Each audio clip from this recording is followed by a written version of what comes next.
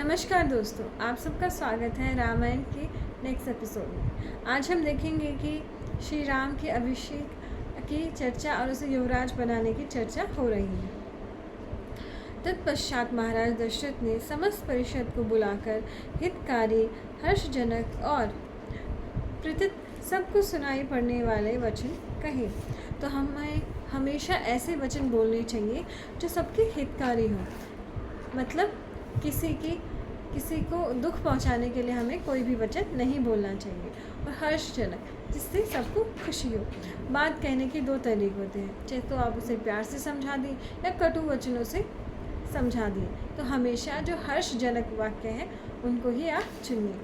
कई बार क्या होता है कि हम प्यार से बात करने में दूसरों को बहुत ही कम समझ आता है, लेकिन अगर आप उन्हें प्यार से समझाएंगे तो आपकी जो अंदर की जो शांति है वो भंग नहीं होगी।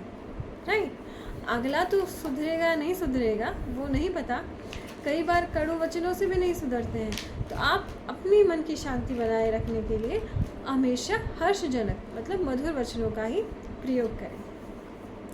जिस प्रकार हमारे पूर्वज नरेंद्रों ने पुत्रवत इस विशाल राज्य का पालन किया है, यह तो आप लोगों को ज्ञात ही है। मैं इक्ष्वाकु वंशी राजाओं द्वारा प्रतिपालित संपूर्ण राज्य को सुख और कल्याण से युक्त करना चाहता हूँ।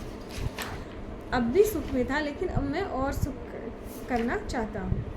मैंने भी अपने पूर्वजों के मार्ग का अनुसरण करते हुए परमार्थ रहित यथाशक्ति प्रजा का पालन किया है। अब इसमें लिखा है परमार्थ रहित, मतलब मैंने कोई आलस्य नहीं किया है। उस टाइम के जो राजा थे वो आलस नहीं करते थे, परमार्थ नहीं करते थे, मतलब हमेशा ही भोग में नहीं लगे रहते थे। वो प्रजा के लिए भी सोचते थे। प्रजाजनों के हित की कामना करते हुए इस श्वेत राज छत्र के नीचे मेरा यह शरीर जराजीर्ण हो गया है, मतलब वो वृद्ध होते जा रहे हैं। मैं चाहता हूँ कि इस जीर्ण शरीर को विश्राम दूँ, पराक्रम द्वारा सेवन करने योग्य और अजितेंद्रिय पुरुषों से न उठा सकने योग्य इस संसार के धर्म रूपी धुरा को ढोते हुए अब मैं थक गया हूँ।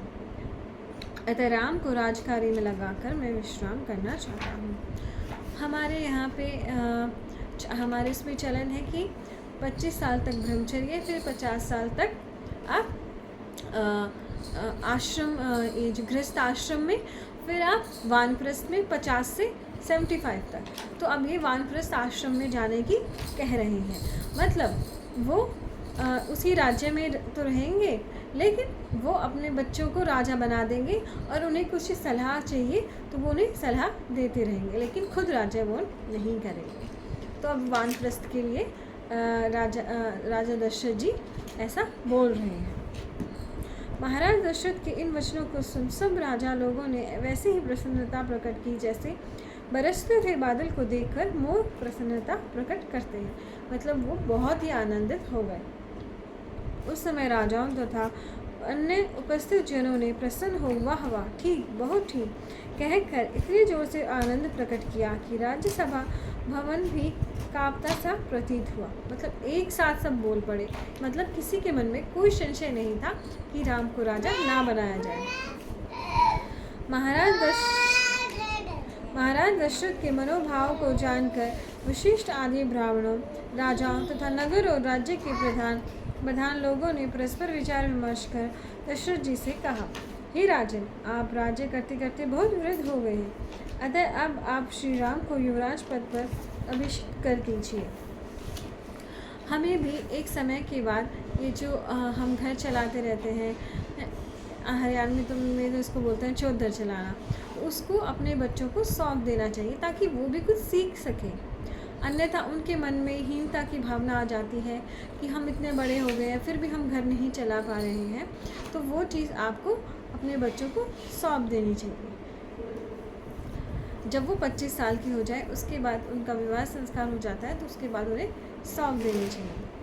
हमारी हार्दिक अभिलाषा है कि महाभाव एवं महाबली श्री राम एक बड़े हाथी पर बैठकर और सिर के ऊपर राजछत्र लगाए हुए चले और हम यह शुभ दृश्य देखें। मतलब उन्हें हाथी पर बिठाया जाए। हाथी एक बहुत ही बुद्धिमान जानवर होता है, इसलिए ऐसा कहा गया है मेरे अनुसार। महाराज दशरथ ने उन सब के ये प्रिय वचन सुन उनके मन का अभिष्ट जानने के लिए अनजान मनुष्य की भांति उनसे पूछा, हे राजा, मेरे कहते ही आप राम को राजा बनाने के लिए तैयार हो गए। इससे मेरे मन में एक संशय उत्पन्न हो गया है। आप लोग ठीक ठीक उत्तर देकर उसका निवारण कीजिए। अब राजा को ये संशय हुआ कि मेरे बात कहते ही सबने हाँ भर दी। कहीं मैं कुछ गलत तो नहीं कर रहा था, कहीं सब इसका वेट तो नहीं कर रहे थे कि आप चले जाओ, हम तो राम को राजा बना देते हैं। जब मैं धर्मपूर्वक पृथ्वी का पालन कर रहा हूँ, फिर आप लोग मेरे पुत्र को युवराज क्यों बनाना चाहते हैं? अब उन्होंने पूछा। यह सुनकर राजा आदि समस्त पुरुष बोले, हे राजन, आपके पुत्र में प्रजा के कल्याण कारक बहुत से गुण हैं। अब वो बता रहे हैं कि वो युवराज उन्हें क्यों बनाना चाहते हैं। हे राजन, देवों के समान गुण वाले और बुद्धिमान श्री राम के प्रिय और आनंददायक गुणों का हम वर्णन करते हैं, आप सुनिए।